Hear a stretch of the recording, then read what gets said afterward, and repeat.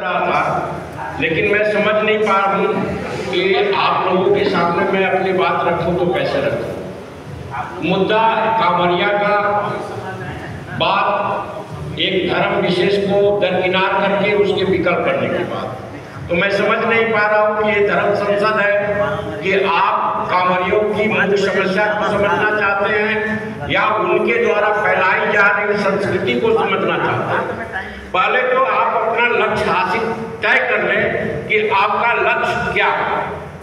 अगर आप किसी धर्म को गाली देकर समझते हैं, अगर आप किसी धर्म को गाली देकर समझते हैं कि उस धर्म को समाप्त कर देंगे या उसकी विकृतियों को समाप्त कर देंगे, या कांवरिया जैसे जो अभी संस्कृति बनी हुई है, जिस तरह वो आपके सर पर चढ़ के नाच रही है, सिर्फ आलोचना करके अगर उसको समाप्त कर देंगे, तो तमाम साथियों से एक आग्रह है, झूम के बारिश हो रही है, जो लोग विरोधी हैं वो इस हॉल में बैठे हैं, एक बार थोड़ा बाहर निकलिए और यहां से लेकर चिकुंडा या बराकर तक जाइए।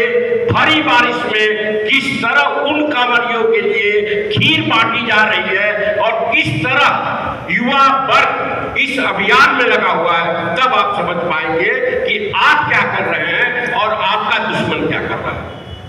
अगर आपके कोई साथी हो तो पता लगा लीजिए कि अभी 1000 से अधिक लोग खीर की तैयारी कर रहे हैं, खीर बांट रहे हैं, क्योंकि कल सोमवारी है। तो आपको समझना होगा, आप जिस मुद्दे को उठाए हैं वो इतना आसान नहीं है। हम लोगों ने प्रेमचंद जयंती मनाई, वहां हमारे जेडीयू के साथी ने कहा कि भीमराव अंबेडकर सर को हिंदू धर्म की जो विसंगतियां थी 25 साल तक मंथन करने के बाद, आप सभी जानते हैं जय भीम का नारा रखता है, उस भीम ने 25 साल के बाद बौद्ध धर्म को अपनाया। क्या बौद्ध धर्म को अपनाया? आज बहुत बड़ी बात हो रही है, शिक्षा नहीं है, हिंदू धर्म को गाली दिए। आप जानते हैं विश्व में कितने देश हैं? विश्व में 195 देश हैं, जिसमें सबसे बड़ी संख्या है ईसाई धर्म को मानने वालों की। जहां ईसाई धर्म का बाहुल्य है, पूरा अमेरिका से लेकर पश्चिमी यूरोप तक उनकी संख्या 140 से 50 के बीच में। मुस्लिम जो आप लोग बोलते हैं, पाकिस्तान, बांग्लादेश आप लोग देखते हैं, और सारे हम लोग के भारत के लोग दुबई और सऊदी अमेरिका और ईरान की ओर दौड़ते हैं। उन मुस्लिम देशों की संख्या 57% है। तो क्या जो वहाँ धर्म है, मुस्लिम धर्म है, वहाँ के लोग गरीब हैं? दुबई की शान शौकत देखने के लिए पूरी दुनिया लालायित रहती है। तो आप सिर्फ एक धर्म को इस तरह खारिज नहीं कर सकते हैं। आपके विकास का पैमाना वो देशों के पास है जो क्रिश्चियन धर्म के साथ है।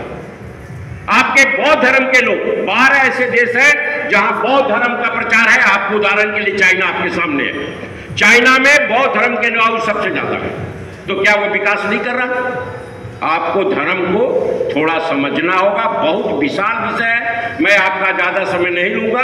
मैं 2 ही शब्द कहना चाहता हूं आप लोगों को, थोड़ा सा अलग ले जाकर।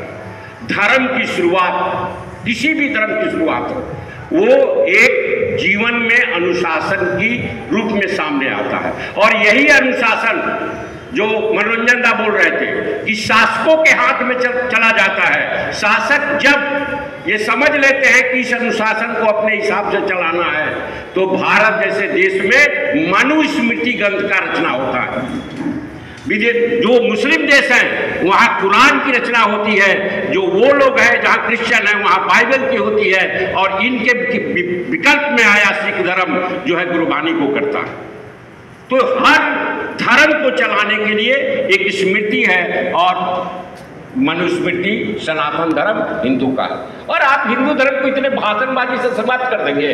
आप कहते हैं 35 करोड़ देवी देवता है, मतलब 35 करोड़ विकल्प रास्ते हमने खोल रखे हैं। इतनी आसानी से आप हमें मात नहीं दे सकते। मुझे कहने का मतलब है कि सनातन धर्म को, हिंदू धर्म को, मनुस्मृति कहता है कि महिलाएं वेद नहीं पढ़ सकती हैं, महिलाएं जनेऊ धारण नहीं कर सकती हैं। और उसी हिंदू धर्म का गायत्री महापरिवार है, आप देखते हैं बड़े बड़े यज्ञ करती है, वो कहती है कि महिला जनेऊ धारण करेगी और यज्ञ भी कराएगी। जो लोग शिव से नाराज हैं वो लोग विष्णु को पूज लीजिए, वैष्णव है। जो लोग वैष्णव से नाराज हैं वो राम को पूज लीजिए, राम को जो नाराज हैं वो दूसरे को पूज लीजिए। तो मेरा सिर्फ आप लोगों को भटकाने का मतलब नहीं है, मेरा सिर्फ इतना कहना है कि दुश्मन जितना चालाक हो उसके खिलाफ अगर जंग लड़ी। आप लोगों ने शतरंज देखा होगा, शतरंज के 8 होते हैं और 8-8 दोनों तरफ से होते हैं। वही खिलाड़ी जीतता है जिसकी नजर 64 खानों पर होती है और उन तमाम मोहरे होते हैं उन पर नजर होती है कि कौन सा मोहरा कहाँ चलना है।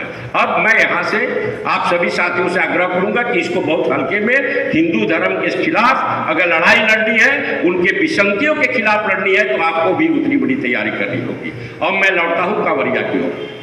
आप आज जो कांवरिया का लक्षण देख रहे हैं, आपने ठीक कहा, आज ये कांवरिया का लक्षण क्यों हुआ, इसके पहले महाकुंभ का मामला क्यों आया? आप सिर्फ इस तरह मत बोल दीजिए कि लोगों को समझा बुझा के ले जाता है। आप नहीं जानते हैं कि कितनी बड़ी साजिश चल रही है। पहली बड़ी साजिश यह है कि 2014 के बाद जब से बीजेपी की सरकार आई है, युवा पीढ़ी के पास कोई विकल्प नहीं है, कोई रोजगार नहीं है। तो जब युवा पीढ़ी के पास रोजगार नहीं होगा तो युवा पीढ़ी की मानसिकता को तो कहीं ना कहीं भटकाना होगा, कहीं ना कहीं ले जाना होगा, और यही से जन्म होता है छद्म राष्ट्रवाद का और धर्म की ओर बढ़ता है। इसके साथ एक और चीज जुड़ा हुआ है। आप देखिए, व्यापार मार खाया, लेकिन आप कुंभ मेला देखे होंगे, आप कांवरिया का देखिए, इसमें कितना व्यवसाय होता है। आप क्या तैयारी करेंगे, कांवरिया लोग क्या तैयारी करेंगे? एक पूरा व्यवसायी जगत सावन के 1 महीना पहले से इसकी तैयारी शुरू करता है। क्यों? कहीं कांवरिया बनते हैं, कहीं कपड़ा आता है, कहीं पूरा बाजार फट जाता है, पूरा माहौल बना दिया जाता है कांवरिया के पक्ष में, और ये इतना प्रेशर आपके ऊपर बनता है कि आप कांवरिया की तरफ झुकते हैं।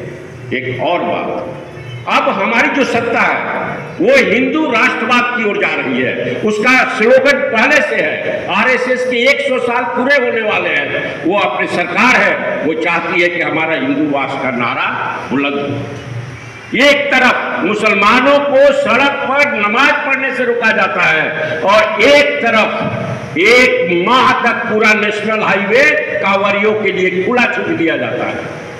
आपको उस समय ये नहीं लगता कि ये सवाल बहुत बड़ा है, जब योगी उत्तर प्रदेश का मुख्यमंत्री हेलीकॉप्टर से उन कांवरियों के ऊपर फूल बरसाता है और वही मस्जिद में नमाज पढ़ने वाले सड़क पर लोगों को उत्तर प्रदेश की पुलिस पैर से लात मारती है।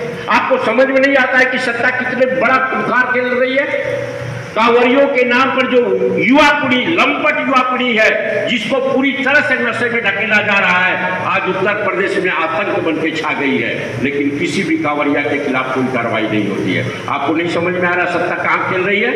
तो अब मैं आपके ज्यादा ध्यान नहीं लेते हुए, समय नहीं लेते हुए, मैं चंद बातों में अपनी बात समाप्त करता हूं कि मैं इस बीमारी को अपने स्तर से अच्छी तरह समझने की कोशिश करता हूं और मुझे लगता है कि ये लड़ाई इतनी आसानी से नहीं लड़ी जा सकती।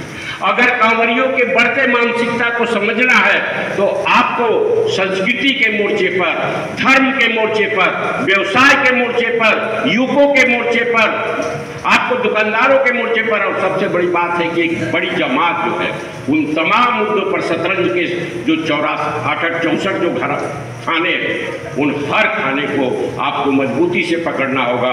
नहीं तो एक भी मामूली गलती अगर हो गई तो एक मामूली सा प्यादा आपके राजा को मात कर देगा और आप इसी तरह चिल्लाते रह जाएंगे, कांवरिया कांवरिया कांवरिया कांवरिया। धन्यवाद।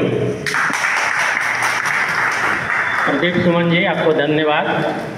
लेकिन मैं आपकी एक बात से इत्तेफाक नहीं रखता। आपने जो कहा कि किसी एक धर्म को गाली देने से सुधार नहीं होगा, तो इतने लोग बैठे हैं, क्या किसी ने किसी धर्म को गाली दिया क्या?